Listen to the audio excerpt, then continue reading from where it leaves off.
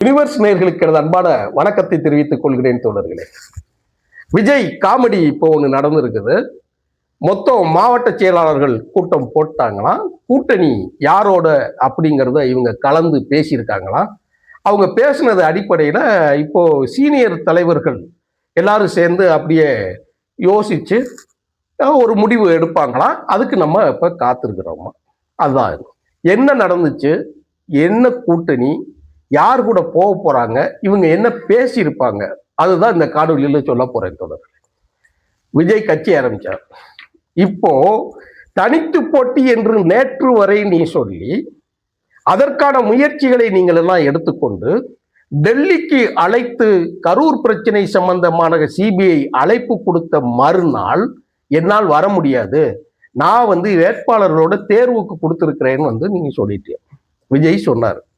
இப்ப சிபிஐ என்ன சொல்லிச்சுன்னா, நீ என்ன செஞ்சிருப்ப, மற்ற ஆளுகளுக்கெல்லாம் என்ன சொல்லுவாங்க, சிபிஐ என்ன செய்யும், ரிமாண்ட் கொடுக்கும், இல்லைன்னா வார்னிங் நோட்டீஸ் கொடுக்கும். இதானே எல்லாருக்கும் நடக்கும். நான் ஒரு கேஸ், அரசியல் கேஸுக்கு இதுகளில் போச்சுன்னா நீங்க அடுத்த கூட்டத்துக்கு வரலன்னா உங்களுக்கு ரிமாண்டு கொடுப்போம்னு சொல்லி ஜுடிஷியரியில் அதான் தீர்ப்பு வரும். ஆனா இவங்க என்ன சொன்னாங்க அப்படின்னா, அப்படியா பரவாயில்லன்னாங்க. அதை எப்படி சொன்னாங்க தெரியுமா, அது ரொம்ப முக்கியமானது. நீங்க அரசியலை மிக மிக மிக நுணுக்கமா நீங்க பாயிண்ட் பண்ணாதான் தெரியும். அப்ப சொன்னா நான் வர முடியாது, ஏன்னா நீங்க சென்னையில என்ன கூப்பிட்டு விசாரிங்க அப்படின்னா, கரூர்ல பிள்ளைகளை பழி கொடுத்து விட்டு பஸ்ல ஏறி பனையூருக்கு போன பன்னாடைகளை போன்ற தமிழர்கள் என்று மற்றவர்களை நீ நினைச்சிட்டியா? நீ இந்த அரசியலை எவ்வளவு கேவலமாக, அரசியலை சாக்கடையாக, அரசியலில் ஈடுபட்டு உண்மையாக உழைப்பவர்களை கூனி குறுகி வைக்கக்கூடிய செயல் என்ன தெரியுமா? கரூர்ல பிள்ளைய பழி கொடுத்துட்டு பஸ்ல போன பன்னாடை என்று நான் சொல்றேன் இல்லையா, இதயத்தில் இருந்து நான் சொல்றேன். ஒரு பெரு அரக்கன் செய்யாத வேலையை, ஒரு சைக்கோ செய்யாத வேலையை. அப்படி என்னடா உங்களுக்கு தேவைப்பட்டுச்சு? 20 லட்சம் அவன் கொடுக்குறான்னு தமிழ்நாடு அரசாங்கம் 10 லட்சம் கொடுத்தது. தமிழ்நாடு முதலமைச்சர் தனி விமானத்தை பிடிச்சு ஓடியாந்தார். அந்த மாவட்டத்தின் அமைச்சர் உடனடியாக ஓடி வந்தார். பக்கத்து மாவட்ட அமைச்சர் ஓடி வந்து கண்ணீர் சிந்தினார். கண்ணீர் சிந்தினவருக்கு இன்னைக்கு சிபிஐ நோட்டீஸ். உலகம் எங்க போகுது, அரசியல் எங்க போய்கொண்டு இருக்கிறது என்று அரசியல் விழிப்புணர்ச்சி இல்லாத தோழர்களுக்கு இந்த குரல் உங்கள் செவிப்பறையில் விழுகிற பொழுது சற்றே ஒரு நிமிடம் கண்ணை மூடி திறந்து கொள்ளுங்கள். உங்களுக்கு ஒரு சின்ன விழிப்புணர்ச்சி வரும். பேராபத்தில் இந்தியா இருக்கு. இந்திய அரசியல் மிக மோசமான கட்டத்தில் இருக்கு. அதுல இருந்து மீட்டெடுக்க வேண்டியது கட்டாய கடமை. ஏனால் இந்த நிலத்தை பண்பட்டு உழுது நமது தலைவர்கள், நமது முன்னோர்கள் நம்மளிடம் ஒப்படைத்து சென்றிருக்கிறார்கள். அந்த அரசியல் உரிமையையும் தமிழ்நாட்டில் இருக்கக்கூடிய காப்புரிமையும் நம்ம பிள்ளைகளுக்கு கொடுக்கணும். நம்ம பிள்ளைங்க பாதுகாப்பா இருக்கணும். நீங்க சிரிச்சிடாதீங்க, கேலி பண்ணிடாதீங்க. தேர்தலை நீங்கள் எளிதாக நினைத்தால் நீங்கள் அதிலிருந்து மீண்டெடுக்கிறதுக்கு பல 100 வருஷம் ஆகி போயிரும்போது. ஒரு ஆலம்சா செஞ்ச ஒரு சின்ன தவறு 350 ஆண்டுகள். ஒரு மௌரிய பேரரசும் குப்த பேரரசும் பாண்டிய பேரரசும் செஞ்ச ஒரு சின்ன தவறு பல நூற்றாண்டுகள் அடிமைகளாக தமிழர்களும் இந்தியாவில் பல்வேறு தேசங்களாக இருக்கக்கூடிய சுயாட்சி கவர்னர்களும் எல்லாமே சீரழிஞ்சாங்க. இது எல்லாமே வரலாறு சொல்லி கொடுத்த பாடம். இந்த மாதிரி ஆளுகளை நீங்க நம்பிடக்கூடாது. அரசியல் அதுதான் சில நேரங்களில் நம்ம கோபமாக சில செய்திகளை சொல்ல வேண்டியது. இப்ப என்ன சொல்றாங்க தெரியுமா, அவ வீட்டுக்குள்ள இருந்து கூட்டிகிட்டு வராங்களாம், இவங்க வருவாங்களாம், சிபிஐ நேரா சென்னைக்கு வரணுமா. அவ என்ன செஞ்சான் தெரியுமா, மறுநாள் ஜனநாயகன் படத்துக்கு ரிவ்யூ கமிட்டியில இருக்கக்கூடிய ஒரு உறுப்பினருக்கு காய்ச்சல் வந்துருச்சு, அதனால நாங்க வரல. எங்க வச்சா லாப்பு? ஏன்னா இது சட்டத்தின் ஆட்சியின்படி நின்றால் குற்றவாளியை, தவறு செய்தவனை குறிப்பிட்ட தேதிக்கு குறிப்பிட்ட இடத்திற்கு வரவழைத்து நீங்கள் உடனடியாக நீங்கள் விசாரணைக்கு கொடுக்க வேண்டும். ஆனா நீங்க என்ன செஞ்சீங்க, ஜனநாயகன் படத்திற்காக ரிவ்யூ கமிட்டியில் இருக்கக்கூடிய ஒரு உறுப்பினருக்கு உடல்நிலை சரியில்லை, உன்னோட சினிமா படத்தை நாங்க பார்த்து சென்சார் கொடுக்க முடியாது, நடுங்கிட்டான். அப்படியே அமேசான் பின் வாங்கிட்டான். போன காணொலியில் நான் சொல்லியிருக்கேன், ஒரு வரி சொல்லியிருப்பேன். விழுந்தது குண்டு, பனையூர் நடுங்கி போச்சு. அவனுக்கு ஒன்றும் அதுக்கிட்டு எங்க செத்து போயிட்டா. இதுல ஒரு கோளாறு ஒன்று சொல்றாங்க, இதுலேயே ஒன்று இடைப்பட்ட காட்சி. அதுதான் இந்த மாவட்ட செயலாளர்கள் கூட்டம். பாயிண்டை விட்டு நான் சொல்லலை, ஏன் இது நடக்குங்கிறது தான் நான் சொல்றேன். 130 பேருக்கு 132 பேருக்கு 120 பேர் வந்துட்டாங்களாம். அந்த 120 பேர்ல 98 பேர் கூட்டணிக்கு நீங்க போங்கன்னு ஆளுறோம். எந்த கூட்டணிக்கு? டேய், உன் கூட முந்தா நாள் வரைக்கும் இருந்த கடைசி அடையாளம் தெரியாத ஒருத்தன் கட்சியா வச்சிருந்த இஸ்லாமிய கட்சி வெளியே போயிட்டான். இன்னொன்னு சொல்லட்டுமா, உன் கூட குடும்பம் நடத்தி 27 வருஷம் வாழ்ந்த உன் பொண்டாட்டி உன் கூட இல்லை. நீ பெத்த புள்ள உன் இன்சியில விட்டு வெளியே போயிட்டான்.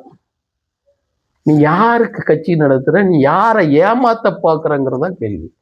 உன்னை திருப்பூர்ல இருந்து ஏசி இல்லாத கார்ல அப்படி உட்கார வச்சு தூக்கிட்டு போய் தமிழ்நாடு முழுவதும் சுத்தி அடிச்சு உன்னை வச்சு படம் தயாரித்த தயாரிப்பாளர்கள் வீட்டுக்கெல்லாம் ஒரே நேரத்துல பல்வேறு தயாரிப்பாளர் வீட்டுக்கு ரைடு அனுப்பி ஒரே நேரத்தில் இருக்கக்கூடிய உன்னோட டாக்குமெண்ட்ஸையும் அந்த இடத்துல இருக்கக்கூடிய டாக்குமெண்ட்ஸையும் எல்லாம் தூக்கி வச்சு கையை கட்டி பிணைஞ்ச பிறகு மெர்சல் படம் தயாரிப்புல நீ பேசினே இல்லையா, டாக்ஸ், அவங்களுக்கு எல்லாரும் தான் மெர்சல் ஆயிட்டாங்க. அதான் ஒம்பானிலாரு மெர்சல் ஆனது, அதுல நீயும் தான் மெர்சல் ஆன.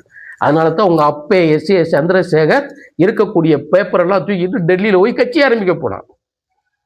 நீங்க சொல்லுங்க, உங்க பையன் இந்த மாதிரி பேசினதுனாலதான் நீங்க கட்சி ஆரம்பிக்க போறீங்களா அப்படின்னு கேட்டதுக்கு யாருன்னா பிச்சு பிடிங்கி ஓட்டுலாம். இது உங்க மகனுக்கு தெரியுமா? தெரியாது. பிறகு எப்படி கட்சி ஆரம்பிக்க வச்ச? நான் கட்சி ஆரம்பிக்க, என்ன பேரு? விஜய் மக்கள் இயக்கம். அந்த விஜய் மக்கள் இயக்கத்துக்கு யாரு? என் மகன் தான். எடை லூசா இல்ல யாரு என்னன்னு? நாங்க ஜெயலலிதா சிறைக்கு சென்றதுல இருந்து, சசிகலா சிறைக்கு சென்றதுல இருந்து, அதன் பிறகு தமிழ்நாடு அடைந்த மாற்றம் இங்க மட்டும் கிடையாது, பாம்பேலையும் நடந்துச்சு. மிகப்பெரிய தாதாவா இருந்தவர் கட்சியில, சிவசேனாவின் தலைவர் பால் தாக்கரே. அவர் மறைவுக்கு பிறகு என்ன நடந்துச்சுங்கிறது இந்த அரசியல் முழுக்க பார்த்துக்கிட்டு தான். ஓம் பிரகாஷ் சௌதாலா நீங்க பார்த்துருக்கலாம், ஜனதாதளத்துல ஒரு மிகப்பெரிய தலைவரா இருந்தார். இன்னைக்கும் கர்நாடகாவில் இருக்கிறப்பலையா தேவிலால். நீங்க இதுகளெல்லாம் எடுத்து நீங்களே கொஞ்சம் பின்னாடி போங்க. அப்படி பின்னாடி போய் நீங்க பார்த்தா தான் இந்த அரசியலோட கொடூரம் நமக்கு தெரியும். இவங்க கூட்டம் போடுவாங்களா, இவங்க போய் நேரம் எங்க போய் சேருவேன்? பிஜேபி கூட்டணி போறதுக்கு தானே இதை வேலை. இதைத்தனால நாங்கள் சொல்லிக்கிட்டே இருக்க, கொண்டைய மரடா கொண்டைய மரடா கொண்டைய மரடா நாங்கள் சொல்லுறோம். ஆனால் நீ யாரை எதிர்க்கிறங்கிறதா ரொம்ப முக்கியம். சமூக நீதியை நீ கேட்ட ஆளுக்கு, நீ சொன்ன கோரிக்கைக்கு எதிர் சைடில் நின்று நீ பேசுறங்கிறத தான் நான் எங்களை மாதிரி ஆளுங்க சொல்லிக்கிட்டே இருக்கேன். என்ன நடந்துச்சுங்கிறது ரொம்ப முக்கியமானது. யாரை தலைவராக ஏற்றுக்கிட்டோம்? நாம விபி சிங்கை தலைவராக ஏற்றுக்கிட்டோம். தேசிய அளவில் விபி சிங்குக்கு தமிழ்நாட்டில் சிலை வைத்து நாம் மகிழ்ந்து கொண்டாடி இருக்கிறோம். ஏன்? மண்டல் கமிஷனை, சமூக நீதியை சாதாரண மக்களுக்கு எல்லோருக்கும் கொடுக்கக்கூடிய சூழல் உருவாகிய பொழுது தன்னுடைய பதவியே போனாலும் என்று பரவாயில்லை என்று சொல்லி விபி சிங் தான் மண்டல் கமிஷனை படுத்தினார். இன்னைக்கு என் பிள்ளைக்கு, உங்க பிள்ளைக்கு, நீங்க பார்க்குற வேலைக்கு உத்தரவாதம் கொடுத்த விபி சிங் மண்டல். அதை எதிர்த்தது யாரு? இவங்க. அந்த கட்சியோடு சேர்றதுக்கு தான் இப்ப விஜய் மாவட்ட செயலாளர்களோட கூட்டம் போடுறாங்க. ஆனா விபி சிங் யார் தெரியுமா? மன்னர் ஆட்சியை சேர்ந்தவர், மன்னர் பரம்பரையை சேர்ந்தவர். சாதாரண ஆள் கிடையாதுங்க. தமிழ்நாட்டில் புலித்தேவனை போல, மருது சகோதரர்களை போல அப்படி ஒரு அரசாட்சியை நடத்தி கொண்டிருக்கக்கூடிய ஒரு மன்னர் பரம்பரையை சேர்ந்தவர் தான் விபி சிங். சாதாரண ஆள் கிடையாதுங்க. அவர் தான் உங்களுக்கும் எனக்குமான உரிமையை கொடுத்தவர். அவருக்கு நமது தமிழ்நாட்டுக்குள் சிலை வைத்திருக்கிறோம், அவரை கொண்டாடி தீர்க்கிறோம். வருஷம் வருஷம் அந்த குடும்பத்து உறுப்பினர்களை நாம் மதிக்க கற்றுக்கொண்டிருக்கோம். அப்படி ஆனா நீங்க யாரோட சேர்ந்து, யாரோட பகிர்ந்து கொண்டு, நீ யாருக்காக கட்சி ஆரம்பிக்கிறது இன்னைக்கு மாவட்ட செயலாளர் கூட்டம் போட்டிருக்கீங்க? அதை தெரிந்து கொண்டதால் தான் மக்கள் விழிப்புணர்ச்சி அடைஞ்சு இப்போ உங்கள்கிட்ட ஓடியாடும்.